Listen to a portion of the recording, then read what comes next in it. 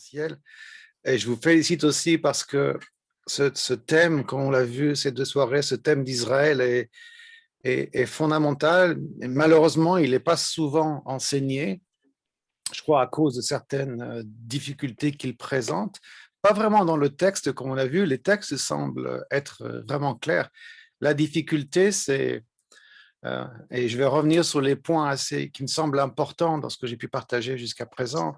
La difficulté, c'est de réaliser en fait que de remettre au centre de notre théologie Israël elle existe et son rôle qu'elle a dans les plans de Dieu, ça change énormément de choses et ça nous oblige quelque part à rectifier, en tout cas à confronter peut-être des pensées, des théologies, peut-être même une impression. Je parlais hier de cette chose et en fait, le fait de vous en avoir parlé, ça a fait que j'ai beaucoup, à nouveau, j'ai réfléchi, même la nuit dernière, je parlais de ce qui s'est passé dans mon cœur lorsque j'ai entendu ce message. Bon, ça n'a pas été l'espace d'une soirée, hein. Même chose, ça a été le message, je l'ai entendu sur un long week-end, je crois, même jour du jeudi au dimanche soir. Euh, C'était vraiment condensé matin, après-midi et soir. Et en essayant de comprendre, parce que j'avais le sentiment d'entendre quelqu'un qui me parlait de quelque chose que je comprenais absolument pas, j'avais aucune idée de ce qu'il me parlait, mais le sentiment que c'était essentiel. Et dans les jours, voire les semaines qui se sont passées après, qui ont suivi, j'ai vraiment voulu faire cette recherche et je vous encourage vraiment à le faire en reprenant mes notes et en priant, Seigneur, s'il y a quelque chose euh, que je n'ai pas saisi, j'ai vraiment besoin, et si c'est important pour toi, et ça a l'air en fonction de ce que j'ai entendu, j'ai vraiment besoin de comprendre. Et c'est un peu la même prière que j'ai faite en fait à ma conversion, hein, où j'ai dit, Seigneur, si vraiment tu existes, manifeste-toi, et il s'est manifesté. Et là, je disais, Seigneur, si il y a quelque chose que je n'ai pas saisi dans ton plan, dans le plan de grâce pour l'humanité et pour le, apparemment cette nation, ce peuple élu, éclaire-moi parce que je ne veux pas passer à côté de ta volonté, je ne veux pas passer à côté de ton amour. Et je disais hier soir, et je le répète, la première chose qui m'a été révélée très, très fortement, en fait, c'est ce texte dans Jean 4 où Jésus fait cette rencontre avec cette Samaritaine et ils ont un échange tous les deux. Et à un moment dans la conversation qu'il a avec cette femme, la conversation va s'orienter dans le domaine de l'adoration. Est-ce qu'il faut adorer à Samarie ou est-ce qu'il faut adorer sur une autre montagne? Et Jésus va lui dire ceci, et c'est ce que Jésus a dit à cette femme qui m'a vraiment percuté. Il va lui dire, vous adorez ce que vous ne connaissez pas. Le salut vient des Juifs. Et ce verset-là m'a vraiment, vraiment percuté après cette conférence sur Israël et l'Église, parce que j'ai très fortement le sentiment en moi que j'aimais Dieu, que je le servais, que je lui avais donné ma vie, que je voulais vraiment que toute ma vie lui soit consacrée, mais il y avait vraiment un énorme aspect de qui il est que j'ignorais, quoi. Et donc, j'ai vraiment senti que vous adorez ce que vous ne connaissez pas. Il y avait un domaine de la connaissance de Dieu que je ne réalisais pas, que je ne connaissais pas. Donc, d'où l'importance et la centralité de ce thème. C'est vrai, quand on en parle, comme on en a parlé pendant ces quelques soirées, et comme vous allez certainement, j'espère, le découvrir encore davantage au travers de vos propres recherches, on réalise et on se pose la question, comment est-ce qu'on a pu en fait vivre notre foi, comment est-ce qu'on a pu vivre l'Église, comment est-ce qu'on a pu vivre la communion fraternelle, et comment est-ce qu'on a pu vivre une vie de prière et d'intercession euh, profonde et qui est vraiment, qui touche le cœur de Dieu sans avoir saisi cette chose-là. Alors on peut dire, c'est vrai que la Bible tient compte des temps d'ignorance. Quand on ne sait pas, on ne sait pas. C'est pas toujours de notre faute. Mais c'est vrai qu'à partir du moment où on sait, on est face à un choix. Et bon, j'espère vraiment que dans votre temps, dans vos recherches, dans vos prières, le Seigneur va mettre les pièces de puzzle, parce que c'est vrai que ça paraît assez énorme comme thème, mais en fait, quand on continue, à prier, quand on continue quand on revoit les choses, quand on repense à ces choses-là, quand on relit les textes, finalement, progressivement, et je crois que le Saint-Esprit nous aide, progressivement, les choses commencent à se mettre en place, et tout à coup, l'image qu'on a devant nous, en fait, on arrive à une théologie qui est très, très claire, et là, ça permet justement de faire des lectures, de l'éprouver, cette théologie, de lire des commentaires, de faire des recherches. Et c'est un travail qui est incessant et je vous encourage vraiment à le faire. Mon rôle pour moi, encore une fois, comme je l'ai dit hier, mon rôle, c'est de poser ces points d'ancrage, de semer ces choses-là pour que vous ayez de quoi faire votre propre archéologie, vos propres recherches en partant sur des bases qui sont saines et peut-être aussi à vous amener à peut-être ce qui nous a manqué à nous quand on a commencé à explorer ce thème d'Israël, à une espèce de climat en quelque sorte de confiance, parce que encore une fois, les textes ont vraiment été pensés, analysés, énormément de gens et d'hommes et de femmes qui sont vraiment de haut calibre se sont penchés sur la question et ont écouté les parties adverses. Quand on vient à la Bible, et ça c'est un principe important, quand on vient à la Bible et on essaie de la comprendre, il faut venir à la Bible avec beaucoup d'humilité.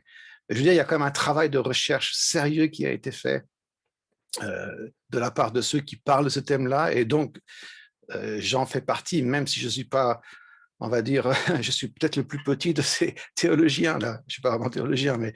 Et donc, ça doit nous mettre en confiance quand même. Ces choses qui sont dites, partagées, elles ne sont pas juste nées d'hier. Il y a quand même un travail de recherche qui a été fait. Donc, on voit, je disais hier, que la grosse attaque, en fait, que subit cette théologie sur le fait qu'Israël est un peuple élu et que Dieu n'en a pas terminé avec Israël. Ce qui fait vraiment barrage cette théologie-là, c'est ce qu'on appelle la théologie de la substitution, le remplacement. Et j'espère, et on va relire encore certains textes ce soir, qu'en ayant vu en fait certains textes qui parlent très clairement de cette chose-là, on se rend compte que cette théologie de remplacement, en fait, elle trouve pas vraiment sa source dans les Écritures. C'est quand même essentiel. Il vaut mieux que ça se fasse dans ce sens-là que dans un autre. Elle trouve beaucoup plus sa source, comme on l'a vu hier, dans l'histoire, dans les choses qui ont été quelque part, qui n'ont pas été contredites à une époque, qui n'ont pas été annoncées ou soulignées, et qui fait qu'au fur et à mesure que les siècles ont passé, l'Église a adopté une espèce de credo, et ne voyant pas non plus dans l'histoire qui se déroulait naturellement dans l'histoire des peuples, ne voyant pas non plus une terre qui pouvait expliquer tous ces textes qui parlaient du retour de la diaspora, donc de ce peuple qui reviendrait. Je l'ai fait revenir, il y a tellement de textes, il y a Zacharie qui nous parle du fait, même ce texte dans Ézéchiel qui parle de la vallée des ossements, en fait, quand il est question de ces eaux qu'il fait revenir ensemble, qui prophétise sur les eaux desséchées, l'ordre qui apparaît après cette prophétie, les os qui viennent ensemble, et ensuite les tendons qui poussent, les muscles, la peau. Ça, c'est une image très prophétique de ce que Dieu fait avec son peuple d'Israël.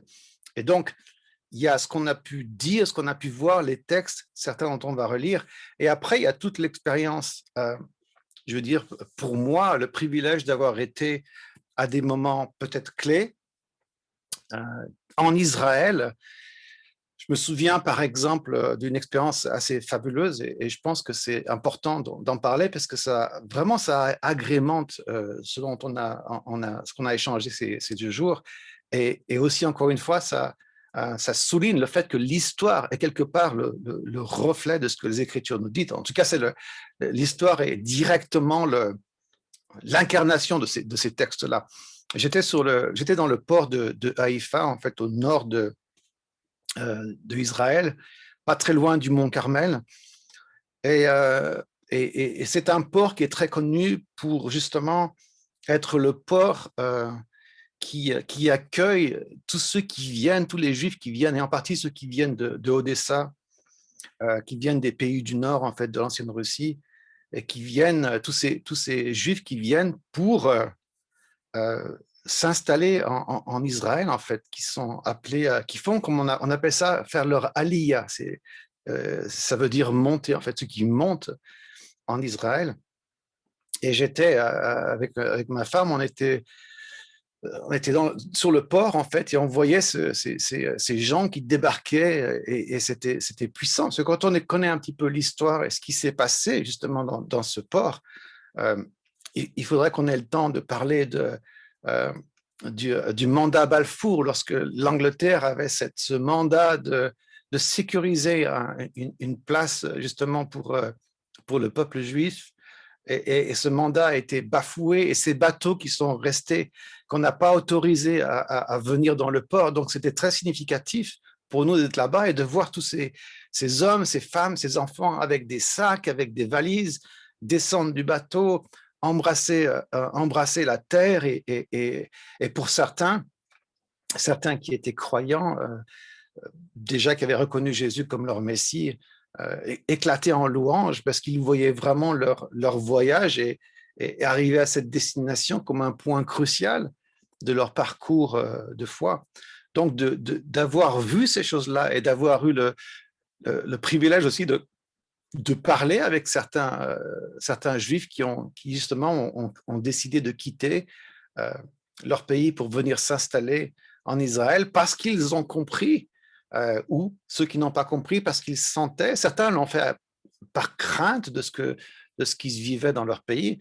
Hier, je disais par exemple qu'il y a un exil du peuple juif français assez conséquent, beaucoup de Juifs, depuis l'histoire de Charlie Hebdo et puis de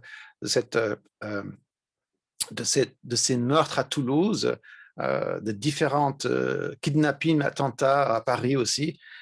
Il y a une insécurité en fait, et certains Juifs réalisent qu'ils ont besoin de revenir à leur pays. Et puis il y a des annonces qui ont été faites de la part de l'État d'Israël qui leur a dit, mais rentrez, venez dans votre pays, venez, c'est chez vous, c'est votre maison. Donc, d'avoir pu voir ces choses-là, d'avoir pu discuter, j'ai même discuté avec certains Juifs français, donc qui quittaient la France, je les ai rencontrés là-bas, pour s'installer en Israël et d'entendre leurs discours, certains des chrétiens, je veux dire des croyants,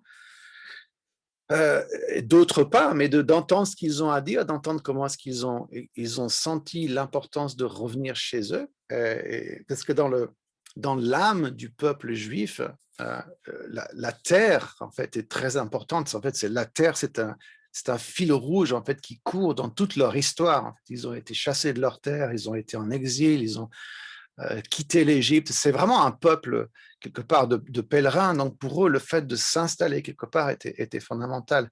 Donc d'avoir vu ces choses de mes yeux, d'avoir parlé avec des gens qui certains sentaient, sans vraiment comprendre, mais sentaient cet appel à quitter leur pays pour venir s'installer en Israël, et puis d'en avoir connu aussi qui arrivaient sans vraiment comprendre et s'installant ensuite en Israël, ont en Israël reconnu Jésus comme leur Messie. Et ça, c'est beau parce que c'est quand même, quelque part, c'est quand même essentiel. C'est la raison qui fait que Dieu veut les ramener à lui. Donc, il y a énormément de textes dans la Bible qui parlent de ce retour, en fait, en Israël. Et encore une fois, nous avons quelque part, nous, l'avantage de l'histoire, parce que l'histoire, avec la déclaration, avec la création de l'État d'Israël en 1948, on peut voir effectivement, maintenant, il y a un pays. Maintenant, ces textes ont une signification différente, parce que ces textes, avant la création de l'État d'Israël, souvent étaient, comment dirais-je, interprétés dans le sens du retour de l'exil. C'est Juda qui est parti à Babylone, là où Nebuchadnezzar, c'est toute l'époque de Daniel, etc., du prophète Daniel, Jérémie qui les a prévenus avant qu'ils partent à Babylone. Il y a eu tous les rois qui ont précédé, où un roi après l'autre fit ce qui est mal aux yeux de l'Éternel, il fit ce qui est mal, son fils fit ce qui est mal au nom de l'Éternel. Dieu les avait prévenus, à la fin ils partent en exil. Et donc, en l'absence, avant 48, en l'absence d'une terre, tous ceux qui lisaient ces textes, qui avaient à voir avec le retour, je ramènerai mon peuple, pensaient que ce retour, c'était le retour de cet exil de Babylone, qui a effectivement eu lieu sous Zorobabel. Le temple a été reconstruit. C'est les textes dans Agé, par exemple, où il dit ceux qui avaient connu le premier temple, quand ils voient le deuxième temple, se mettent à pleurer. Et le prophète va dire mais la gloire du deuxième temple sera plus grande que la gloire du premier. Donc, ces choses-là se sont passées. Et pour beaucoup, ces textes voulaient parler de ce retour-là. La création de l'État d'Israël, un pays qui a tout à coup s'est présenté là comme étant très, très fortement cette possibilité que c'est le pays dans lequel Dieu veut ramener son peuple. Beaucoup de gens ont changé de théologie, beaucoup de gens ont réalisé qu'il y avait vraiment un problème dans ce qu'ils pensaient avant. Donc nous, on a l'avantage de voir ces choses-là et comme je l'ai dit hier, d'où l'importance de rester très, très, très près de l'histoire, parce que quand on discute avec certaines personnes qui ont maintenant vraiment un certain âge et qui, justement, avant la création de l'État d'Israël, quelque part, c'est comme s'il manquait quelque chose à leur théologie. Il y avait comme un doute en eux, et quand l'État d'Israël a été créé, il y a eu un grand ouf. Tout à coup, ils ont réalisé en fait que ce qu'ils croyaient, leur théologie, leur instinct presque théologique était juste. Et ça a été une grande révolution pour beaucoup de gens. Donc, nous, on a l'avantage de ces choses-là, mais d'où l'importance de vraiment voir l'histoire et puis après de comprendre le rôle qu'on a, nous, à jouer. Et donc, je pense que ça serait bien, avant d'aller plus loin, de peut-être de revenir sur certaines choses dont Romains 11, qui est vraiment le texte par excellence, hein, dont Romains 11 nous parle, le fait qu'il y a des choses qui sont très fortes. Il y a cette image de l'olivier, en fait, sauvage, l'olivier franc, et l'olivier sauvage et l'olivier franc, et que nous avons été greffés, mais qu'on ne peut pas, nous, devenir hautain et être prétentieux du salut qu'on a reçu, parce qu'il faut qu'on prenne conscience qu'en fait, on est greffé, et nous sommes des lions sauvages, on a été greffés. Ces choses très fortes qui sont dites, que Paul dit dans Romains, il dit que l'endurcissement d'Israël a été fait pour que nous, les païens, en fait, nous les gentils, puissions avoir accès à la grâce, à la rédemption, à la gloire de Dieu. Donc, quand on prend conscience de ce que Dieu a fait et comment est-ce qu'il a quelque part, pour un temps, endurci le cœur d'Israël pour que nous puissions rentrer, avoir accès au salut. Ensuite, Paul dit que si certains qui même déjà aujourd'hui réalisent ces choses-là, combien la gloire sera d'autant plus forte lorsque le peuple réalisera en fait que Jésus est leur Messie, qu'il sera ce peuple à nouveau greffé donc sur cet olivier. Et donc il est question, Paul va le dire, lui qui est juif et l'apôtre des païens, il va dire en fait que, et il le vit dans sa vie quelque part, c'est que notre rôle, c'est quelque part d'exciter la jalousie des Juifs, de ce peuple, qui réalise que nous avons une communion, nous adorons, nous sommes dans une communion avec le Dieu d'Israël, qui est, si je puis dire, leur Dieu. Il est notre Dieu, mais il est leur Dieu, et ça est le peuple élu. Donc, quelque part, et ça aussi, j'ai eu l'énorme privilège de voir ces choses-là, d'avoir vu une juive messianique. Donc, quand on dit messianique, c'est-à-dire que ce sont des juifs qui ont reconnu Jésus comme leur Messie, de par sa communion et ce qui rayonnait au travers elle, comment est-ce que ce rayonnement, cette communion, cette complicité avec son Dieu, avec le Dieu d'Israël, a excité la jalousie, a aiguisé. Je pense qu'il faut comprendre le terme jalousie un petit peu différent que ce qu'on pourrait l'imaginer toujours. En tout cas, c'est beaucoup plus grand l'expression que juste être jaloux. c'est quelque part donner à l'autre le désir. C'est pas forcément un désir négatif, c'est le désir de connaître cette communion et de réaliser que la communion qu'il voit devant ses yeux et quelque part lui est aussi lui était adressée, qu'il manque quelque chose en ne communiant pas comme il voit.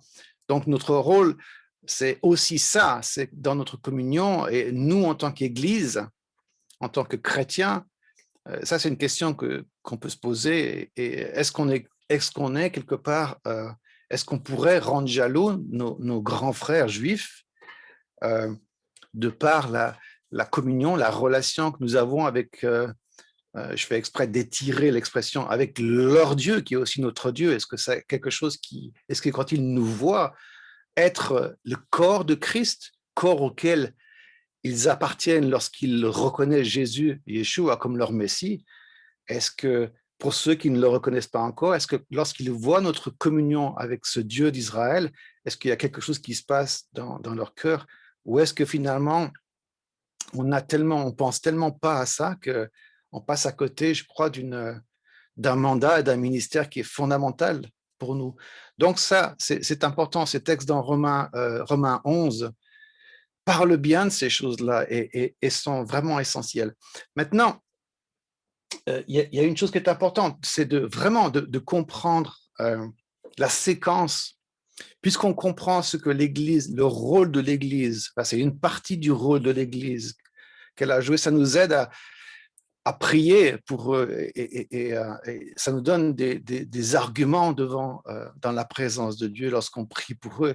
Ça nous aide aussi à comprendre certains textes. Par exemple, Romains 11, je crois, est aussi à lire en parallèle avec ce texte qu'on trouve dans Acte 1, dès le verset 5, Acte 1, 5, c'est juste après la résurrection, Jésus va parler à ses disciples, et le verset 5 dit ceci, verset 1, pardon, non, verset 4, en commençant par le verset 4, comme il se trouvait avec eux, donc comme Jésus se trouve avec eux, Acte 1, 4, il leur recommanda de ne pas s'éloigner de Jérusalem, mais d'attendre ce que le Père avait promis. Ce que je vous ai annoncé, leur dit-il, car Jean a baptisé d'eau, mais vous, dans peu de jours, vous serez baptisés du Saint-Esprit. Et donc, Jésus leur dit, ne quittez pas la ville, ne partez pas sans avoir reçu cette promesse du Père, cette puissance qui fera de vous des témoins. Et juste après, on lit ceci, au verset 6, et c'est très important pour ce qui nous intéresse ce soir. Alors, les apôtres réunis lui demandèrent, Seigneur, est-ce en ce temps que tu rétabliras le royaume d'Israël? Essayez de comprendre la question que lui posent les apôtres et essayez d'imaginer pourquoi est-ce qu'ils lui posent la question. Donc, Jésus parle de cette puissance qui va venir sur eux et les apôtres vont dire, est-ce que c'est à ce moment-là que tu vas rétablir le royaume d'Israël? Ce que les apôtres entendent par le royaume d'Israël, ce n'est pas le royaume de Dieu dans le sens où nous l'entendons. Il n'est pas question là de l'Église proprement dit. Il est vraiment question de la maison d'Israël, du royaume d'Israël. Et en fait, il est question de ce moment où Jésus va mettre, comme on l'a vu hier, va mettre Israël au centre des nations et il va régner avec l'Église et avec Israël. C'est là où c'est un petit peu compliqué parce qu'il y a l'Église, il y a Israël, mais quelque part, l'Église fait partie de l'Israël. Dans le sens où c'est un corps. Dans un corps, il y a plusieurs membres. C'est bien peut-être de le voir comme ça. Il n'y a pas de confusion, il n'y a pas de fusion entre les deux, il n'y a pas de substitution. Il y a l'Église, il y a Israël qui sont ensemble dans le corps, en fait. Et c'est de ça dont il parle. Il ne parle pas du rétablissement du royaume de Dieu en tant que, comme nous l'entendons. Donc, il parle de ce moment où Jésus va régner avec son Église et avec Israël. Il leur répondit, et la réponse est intéressante, alors, le fait qu'ils répondent et qu'ils disent ceci, ce n'est pas à vous de connaître les temps ou les moments que le Père a fixés de sa propre autorité. Ce que je trouve intéressant ici, c'est ceci, c'est que Jésus ne contredit pas la pensée première qu'il y a dans cette question en fait que les apôtres posent. Et la pensée fondamentale qui est dans la question que les apôtres posent, c'est Il parle du temps, quand est-ce que va être le temps, mais le temps de quoi? Le temps de réinstaller, de restaurer le royaume d'Israël. Donc, si toutes les choses dont on a parlé, cette pensée fondamentale que Dieu n'a pas abandonné Israël, que les promesses que Dieu a faites à son peuple, Israël, son peuple élu, sont toujours oui et amen. Si c'était le cas, Jésus leur a dit, mais il aurait dit immédiatement, mais de quoi parlez-vous? C'est pas de ça dont je parle. En fait, c'est pas de ça dont je parle de l'Église. Il aurait pu dire ça, mais le fait qu'il affirme en répondant comme il le fait, il affirme effectivement que c'est quelque chose qui est une évidence dans le plan de Dieu. Et quand il va dire, c'est pas à vous de connaître le temps où ces choses-là vont être accomplies, il confirme effectivement que ces choses-là vont être accomplies. Ça, c'est très important pour nous de comprendre. Donc, c'est pas à vous de connaître les temps ou les moments que le Père a fixés de sa propre autorité. Mais vous recevrez une puissance, le Saint-Esprit survenant sur vous, et vous serez mes témoins à Jérusalem, dans toute la Judée, dans la Samarie, jusqu'aux extrémités de la terre. La difficulté, c'est que nous, avec presque nos automatismes, et quand je parle d'automatisme, ce n'est pas forcément des choses qui sont négatives, mais on a l'habitude, certains textes déclenchent une certaine interprétation chez nous. Et quand on lit la fin, en fait, de cette portion, on sent que là, oui, ça doit forcément être la confirmation de ce qui précède. Et donc, on a l'impression que c'est la même pensée avec ce qui précède, alors que Jésus parle de deux choses différentes. Il leur dit, vous parlez du royaume d'Israël, effectivement, mais ce n'est pas à vous de connaître le temps. Par contre, il y a une chose sur laquelle j'aimerais que vous vous concentriez, focaliser, c'est sur le fait que je vais envoyer le Saint-Esprit. Et c'est la raison pour laquelle il avait commencé à leur dire, ne quittez pas la ville, mais attendez cette puissance. Donc, c'est important de voir la distinction entre ce que Jésus va dire. Et donc, il ne contredit pas le fait qu'il va y avoir cette restauration du royaume d'Israël. Les apôtres l'attendaient, ils connaissaient, ils savaient ce que Jésus allait faire et Jésus ne contredit pas ça.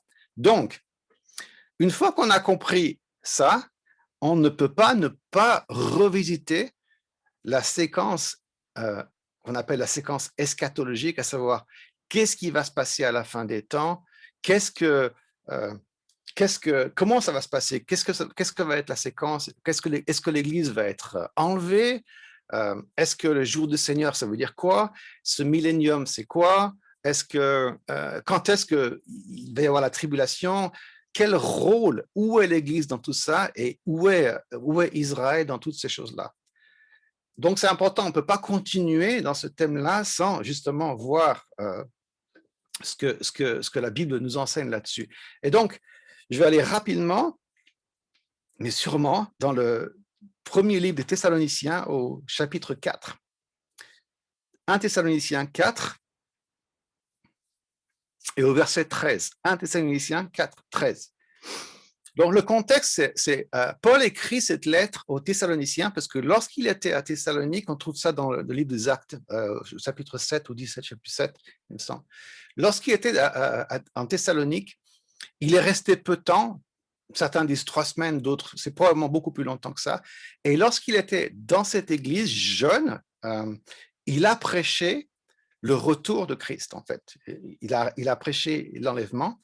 Et je trouve ça plutôt encouragement. Sa prédication a créé tellement de troubles que Paul écrit une lettre pour faire comprendre en fait les choses, les interrogations, le trouble qu'il a quelque part créé et recalibrer en fait ce qu'il a pu dire, peut-être recalibrer la compréhension que les gens ont eue de ce qu'il a dit. Et donc, par exemple, sa prédication sur le retour de Christ a jeté le trouble en Thessalonique parce que certaines personnes commençaient à s'inquiéter parce qu'ils étaient dans la tribulation. Et donc, on verra la séquence après, pensaient qu'ils avaient raté le retour du Seigneur, ou ils pensaient que ceux qui étaient morts avant le retour de Christ allaient manquer en fait cet événement qui est fondamental. Et Paul écrit et il les rassure, donc au verset 13, 4, 13, il dit ceci: nous ne voulons pas, frères, que vous soyez dans l'ignorance au sujet de ceux qui dorment. Donc, ceux qui dorment, lorsque la Bible dit ceux qui dorment, il est question de ceux qui sont morts, mais qui sont morts en Christ, afin que vous ne vous affligiez pas comme les autres qui n'ont point d'espérance. Car si nous croyons que Jésus est mort et qu'il est ressuscité. Croyons aussi que Dieu ramènera par Jésus et avec lui ceux qui sont morts. Voici en effet ce que nous vous déclarons d'après la parole du Seigneur, nous, les vivants, restez pour l'avènement du Seigneur. Donc, lorsqu'il est question de l'avènement du Seigneur, il est question de l'enlèvement de l'Église. Nous ne devancerons pas ceux qui sont morts, car le Seigneur lui-même a un signal donné à la voix d'un archange et au son de la trompette de Dieu, descendra du ciel et les morts en Christ ressusciteront, premièrement. Ensuite, nous les vivants qui serons restés, nous serons tous ensemble enlevés avec eux sur des nuées à la rencontre du Seigneur dans les airs, et ainsi, nous serons toujours avec le Seigneur. Consolez-vous donc, les uns et les autres par ces paroles. Donc, Paul va dire à ces Thessaloniciens qui pensaient que ceux qui étaient morts en Christ, que la Bible appelle ceux qui dormaient, allaient manquer ça. Et puis, il s'inquiète aussi de savoir est-ce que ce jour est vraiment arrivé, quoi. Il va dire non, ceux qui sont morts en Christ, la parole du Seigneur dit que ceux qui sont morts en Christ, au son de la trompette, donc à ce moment où l'Église va être enlevée, ressusciteront les premiers et nous les suivrons dans les airs et ensemble, unis ensemble, nous serons en fait, nous partirons avec Christ. Donc, c'est important de comprendre ça et de comprendre plusieurs choses à l'égard de ce que le texte veut nous dire. C'est la soudaineté. Et en fait, la raison qui fait que les chrétiens de Thessalonique s'inquiètent, c'est aussi à cause du fait, en fait, que cette crainte que ceux qui sont morts en Christ ne rencontrent pas, ne vivent pas ce temps glorieux et la crainte qu'ils aient pu manquer ça, la soudaineté de ce qui allait se passer et l'importance de l'événement. Donc, la séquence est importante. L'Église va être enlevée et ce qui est étonnant, c'est que rien ne va annoncer cette chose-là. Il est question du son de la trompette, il est question à un moment donné, Jésus va revenir, ça peut être n'importe quand, et l'Église va être enlevée, en fait.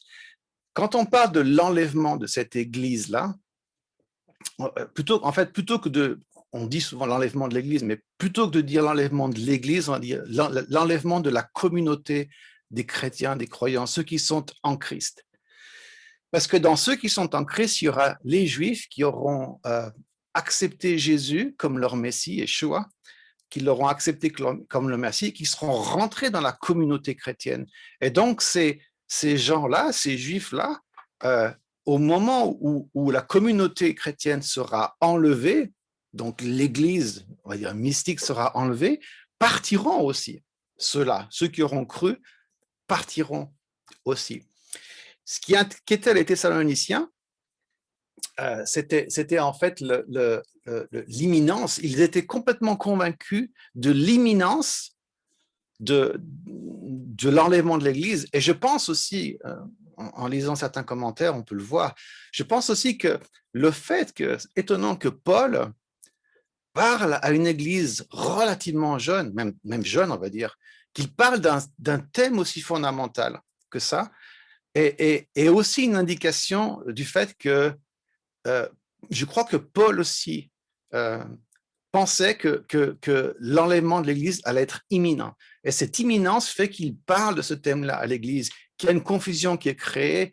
Les gens craignent que ceux qui sont morts, on imagine des gens qui ont de la famille, qui sont morts, pensent que ces gens-là ne vont pas vivre cette chose-là. Et donc, Paul répond, mais non, les morts en Christ partiront en premier, nous les suivrons. Et encore une fois, j'insiste, dans ceux qui partiront, ceux qui seront ressuscités, ceux qui partiront dans les airs, il y aura aussi des Juifs, parce que ces Juifs-là auront reconnu Jésus comme leur Seigneur et leur Sauveur. Alors, ce qui est très important, c'est ce qui va suivre, c'est le chapitre suivant, en fait. Je vais essayer de retrouver la différence, de retrouver la référence, pardon. Oui, donc au verset 1er, donc 1 Thessaloniciens 5, au verset 1er, il dit ceci. Est-ce que je l'ai là? Ouais. Il dit, pour ce qui est des temps et des moments, vous n'avez pas besoin, frère, qu'on vous en écrive, car vous savez vous-même que le jour du Seigneur viendra comme un voleur dans la nuit. Lorsque les hommes diront paix et sûreté, alors une ruine soudaine les surprendra, comme les douleurs de l'enfantement surprennent la femme enceinte, et ils n'échapperont point. Mais vous, frères, vous n'êtes pas dans les ténèbres pour que ce jour vous surprenne comme un voleur. Vous êtes tous des enfants de la lumière et les enfants du jour, et nous ne sommes point de la nuit ni des ténèbres. Ne dormons donc point comme les autres, mais veillons et soyons sobres. Car ceux qui dorment, dorment la nuit, et ceux qui s'enivrent, s'enivrent la nuit. Mais nous qui sommes du jour, soyons sobres, ayant revêtu la cuirasse de la foi et de la charité, et ayant pour casque l'espérance du salut. Car Dieu ne nous a pas destinés à la colère, mais à l'acquisition du salut par notre Seigneur. C'est important ça. Dieu ne nous a pas destinés à la colère, mais à l'acquisition du salut par notre Seigneur Jésus-Christ, qui est mort pour nous, afin que, soit que nous veillions, soit que nous dormions, donc soit on soit vivant ou mort en Christ, nous vivions ensemble avec lui. C'est pourquoi exhortez-vous réciproquement et édifiez-vous les uns les autres, comme en réalité vous le faites. Alors, il y a quelque chose de fondamental, et là, quand on regarde le texte, ça saute pas aux yeux, mais quand on fait une étude sérieuse, c'est évident. Ça commence à être évident ce que Paul est en train de dire. Parce qu'il y a une différence, Paul parle ici du jour du Seigneur. Il y a une différence fondamentale entre l'avènement du Seigneur, où il est question du moment où Jésus va venir et qu'il va enlever son Église. Et lorsqu'il va venir et qu'il va enlever son Église, si je puis dire, ses pieds ne vont pas toucher terre. Il va venir dans les airs, il va y avoir des signes, il va venir dans les airs, le son de la trompette, etc. Et donc la parabole des vierges, par exemple, le son, le cri qui précède, et nous allons partir avec lui dans les airs. Mais Jésus ne descend pas. À distinguer en fait du jour du Seigneur. Dans toute la Bible, et là aussi en faisant des recherches et en lisant énormément sur le sujet, on réalise que le jour du Seigneur n'a rien à voir avec l'enlèvement de l'Église. Lorsqu'il est question du jour du Seigneur, il est toujours dans la Bible question du jugement de Dieu. Et donc, lorsque Paul parle du jour du Seigneur là, il parle non pas de l'enlèvement de l'Église, mais il parle du moment où Jésus va revenir avec l'Église qui aurait été enlevée. Il va venir pour juger la terre, il va venir pour porter son jugement sur la terre. Donc, c'est un jour de colère quelque part, c'est ça qui est important. Et c'est la raison pour laquelle je vous ai demandé de souligner, lorsque verset 9, Dieu dit car Dieu ne vous a pas destiné à la colère, mais à l'acquisition du salut par notre Seigneur Jésus-Christ. Donc, Paul est en train de dire que ce jour du Seigneur, donc ce moment où Jésus va venir, non pas pour enlever l'Église, mais il va venir avec l'Église, dans ce corps, en fait, qui aura été enlevé, cette communauté qui aura été enlevée, parmi cette communauté, il y aura des Juifs. Lorsqu'il va venir la deuxième fois, en fait, pour juger la terre, et là les textes de Zacharie sont clairs, il posera le pied sur le mont Jérusalem, la montagne va se fendre en deux, etc. Mais il vient pour juger. Et ça, c'est ce que la Bible appelle le jour du Seigneur. C'est un jour de colère. Ce qui est très important pour nous comprendre, c'est que la séquence, elle est telle qu'elle. Il y a l'enlèvement de l'Église, il y a l'enlèvement de la communauté rachetée des chrétiens, parmi lesquels les Juifs messianiques qui ont reconnu Jésus comme leur sauveur. Donc l'Église, la communauté sera enlevée. Après cet enlèvement, ou juste précédent les enlèvements, c'est là où il y a un gros point d'interrogation. Il y a ces années de tribulation. La manifestation de l'Antichrist précède l'enlèvement de l'Église, ou juste après, question d'interrogation, c'est très intéressant. Mais il y aura donc l'enlèvement, les tribulations, les fortes tribulations. Pendant ces périodes de tribulation, c'est là où c'est important pour nous. Et ça, là, la convergence de tout ce qu'on a étudié pendant ces quatre soirées est l'absolue nécessité pour nous de prier. Pendant cette tribulation, c'est à ce moment-là que le peuple d'Israël, qui n'aura pas accepté, qui n'aura pas reconnu leur Messie, c'est là que la Bible dit qu'il va s'occuper de la maison de Jacob. Il va il va purger quelque part Israël, il va enlever d'Israël toute incrédulité par la persécution, oui, par la tribulation énorme de ces 7 années, en fait, qui vont être entre l'enlèvement et le jour du Seigneur, entre le moment où l'Église sera partie et le moment où Jésus, avec l'Église, vient juger la terre. Alors, est-ce que c'est 7 années exactement entre, ou est-ce que les années de tribulation vont commencer juste avant l'enlèvement? C'est là où on n'est pas vraiment sûr.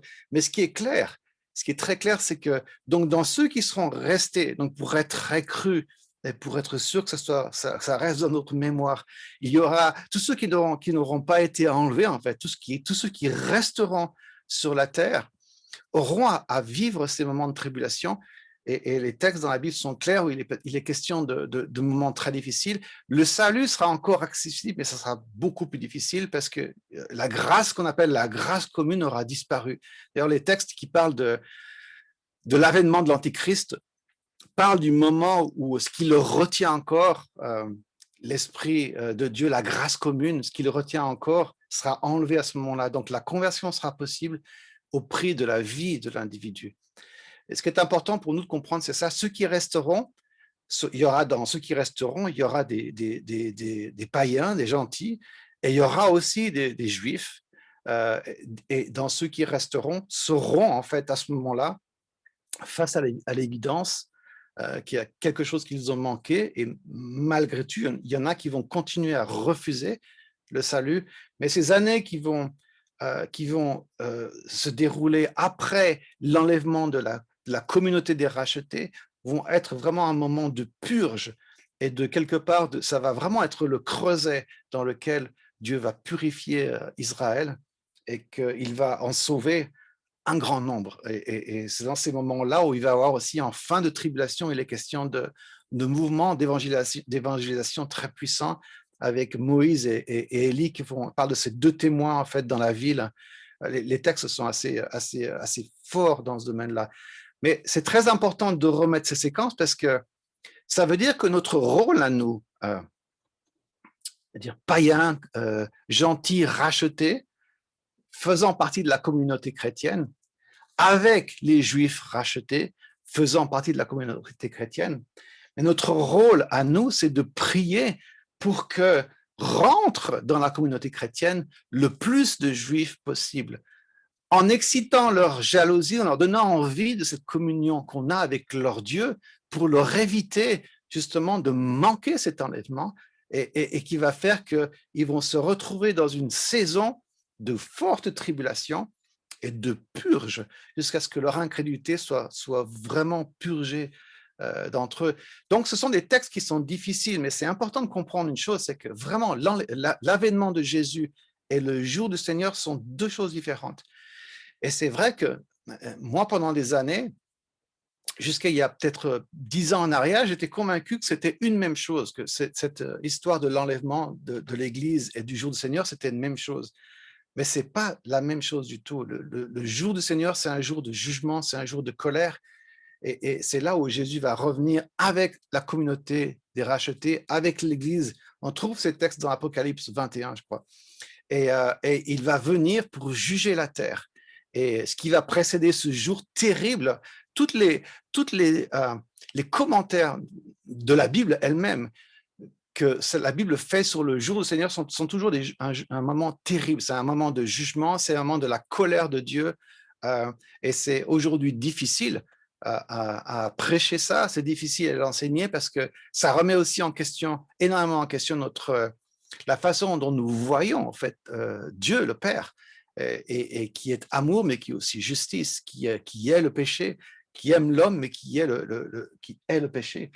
Et donc, c'est important de le penser comme ça. J'espère que vous me voyez toujours. Oui, ça va. Et de bien comprendre la distinction qu'il y a entre les 2 choses, de bien comprendre la séquence, donc l'enlèvement, et de réaliser en fait que le rôle que nous avons à jouer est vraiment de prier pour ce peuple d'Israël, pour pas qu'il reste en fait après l'enlèvement. Prier, bien sûr qu'on prie aussi pour les autres. Hein. On ne prie pas que pour Israël, on prie aussi pour pour les gens qui ne sont pas juifs et qui ont besoin de reconnaître le Messie. Mais c'est juste, ça nous aide à comprendre la séquence eschatologique, cette séquence des temps de la fin, et quel rôle elle nous confère à cette séquence. Comment est-ce qu'on doit voir ces choses-là? Et on peut imaginer effectivement que c'est terrible de ne pas justement voir les choses aussi urgentes au point de ne pas prier pour ça, de ne pas prier pour eux. Donc notre rôle, c'est vraiment de prier pour que Israël n'ait pas à vivre cette énorme tribulation. Au même titre, encore une fois, au même titre que de prier pour les autres, pas seulement pour Israël, mais c'est important. Et donc, au terme de ce jugement, de ce jour du Seigneur, où Israël va être jugé par Dieu, où Dieu va purger aussi son péché après ce jugement-là, on va rentrer dans une période, c'est ce que la Bible appelle le millénium, et donc c'est de cette période-là que parlent les apôtres lorsqu'ils posent encore une fois la question. Souvenez-vous, lorsqu'ils lui posent la question et qu'ils lui disent, je vais le retrouver, Seigneur, est-ce en ces temps que tu rétabliras le royaume d'Israël? Lorsque les apôtres posent la question à Jésus et qu'ils parlent du royaume d'Israël, ils parlent de ce temps-là, justement, de ce temps, de ce millénium, de ce moment particulier où Jésus va régner comme le roi d'Israël et comme le roi du peuple racheté. Il va être le roi de ce corps, cette multitude qu'il aura racheté. Donc, c'est important de comprendre ça et de comprendre la séquence et donc de comprendre le plan souverain de Dieu. Et là, c'est vrai que ça, même cette étude compressée, hyper compressée, eschatologique des temps de la fin, de l'enlèvement, etc., on retrouve ça, allez trouver dans des... J'enverrai des références, en fait, de bouquins très sérieux là-dessus.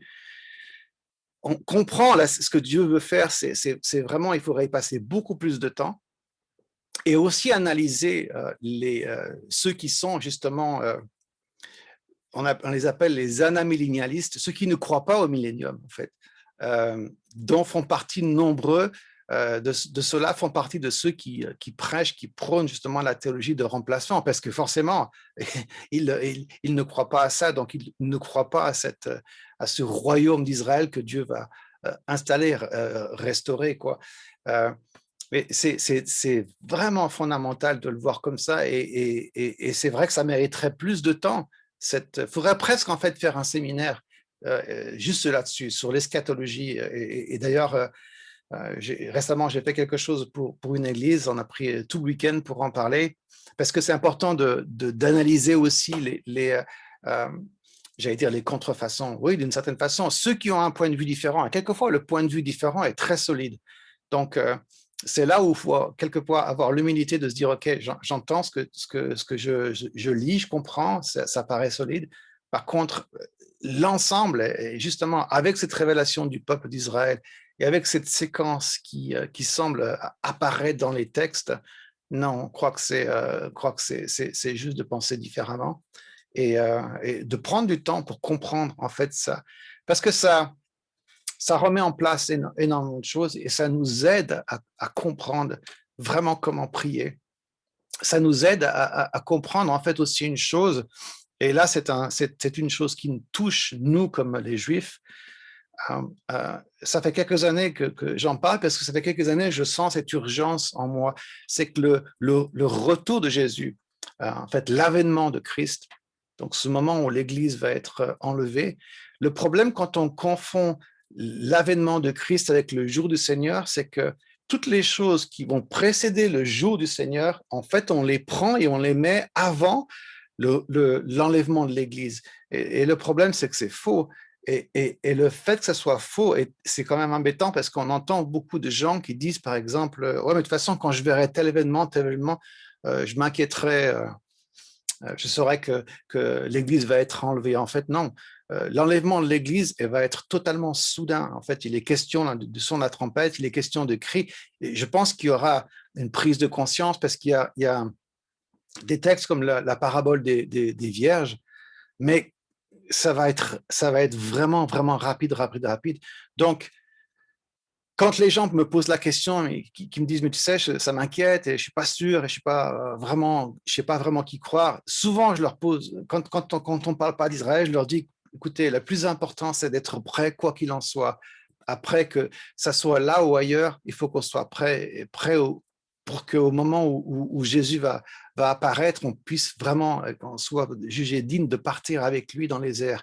Lorsqu'on a euh, cette chose supplémentaire, cette grâce supplémentaire de comprendre en fait le plan de Dieu pour la nation juive, on ne peut pas juste ne pas s'occuper de ça et de pas vouloir la mettre dans la séquence de cette eschatologie. Et lorsqu'on essaie de comprendre où est-ce qu'elle doit se placer, finalement, on réalise progressivement en étudiant qu'il y a une cohérence qui est là et les textes sont cohérents et il semble que tout se met en place.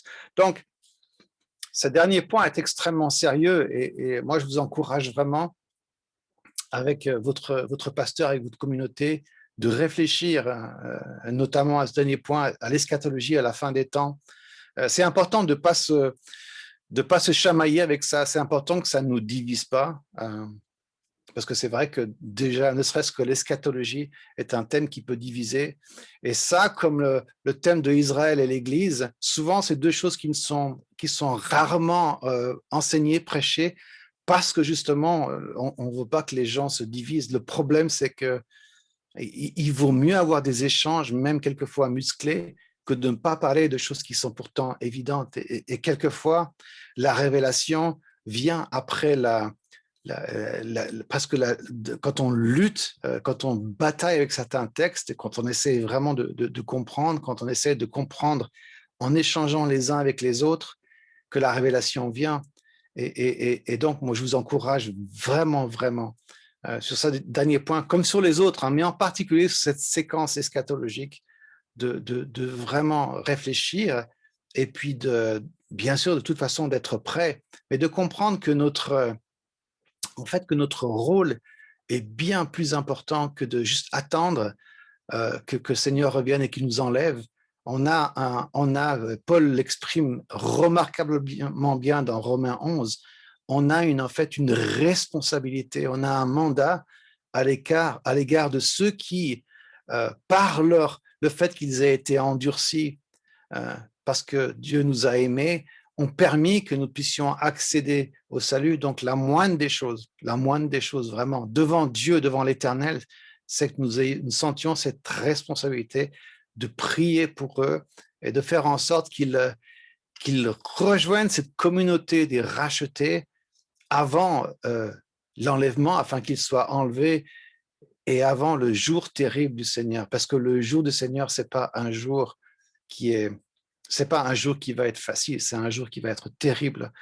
Et j'entendais un jour David Wilkerson de Times Square Church à New York parler du jour du Seigneur. Et c'est pas un jour qui est destiné aux chrétiens. C'est pas d'ailleurs, on le voit dans les textes. Vous n'êtes pas dans Thessaloniciens. Il est dit c'est pas un jour pour vous. C'est pas pour vous. Ça c'est pas quelque chose qui doit que vous devez craindre dans le sens où c'est pas pour vous. Vous devrez être parti à ce moment-là.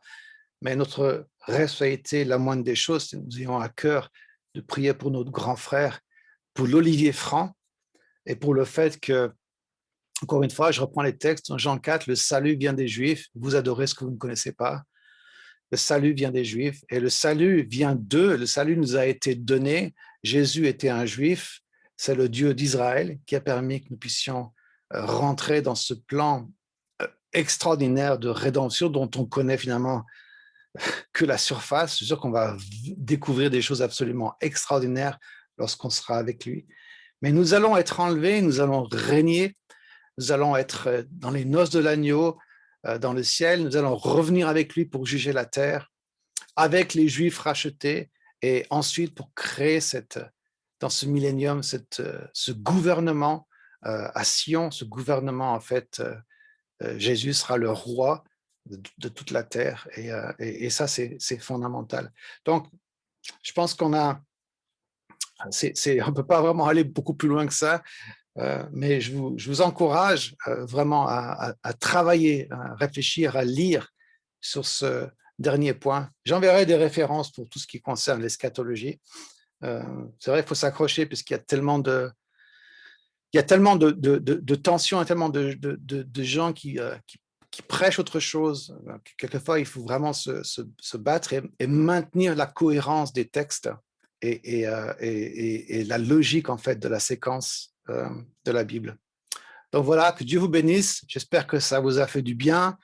Moi, ça a été un vrai défi pour moi de préparer ces choses-là parce que ce ne sont pas des thèmes qui sont faciles à prêcher, à enseigner. Ce ne sont pas des thèmes qui sont facilement acceptés parce que ça remet en question beaucoup de choses. Donc, encore une fois, je vous encourage, je vous félicite, je vous remercie d'avoir fait en sorte qu'on puisse se retrouver en ligne comme ça et pour parler de ces choses qui sont aussi fondamentales. Donc, que Dieu vous éclaire, qu'il nous éclaire. Et je vais terminer en priant. Seigneur, je te bénis et je te demande vraiment de prendre ces paroles qui ont été prononcées pendant ces soirées, et avec toutes les hésitations, toutes les maladresses, avec toutes euh, les imperfections qui ont pu être dites, avec quelquefois la difficulté de comprendre certains plans, certaines choses, mais je te demande vraiment de nous aider maintenant à mettre les pièces du puzzle ensemble et à faire ensemble qu'avec toi, on arrive à construire ce puzzle cohérent et à nous émerveiller du plan que tu as en fait pour l'humanité. Et puisque c'est le sujet ça a été sujet pour pour ce week-end, à nous émerveiller pour le plan que tu as pour Israël.